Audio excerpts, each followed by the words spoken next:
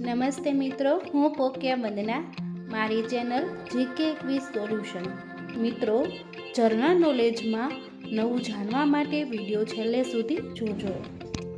અસહકાર આંદોલન ક્યારે સમાપ્ત થયું? જવાબ છે 1922. ચોરી ચોરા ઘટના.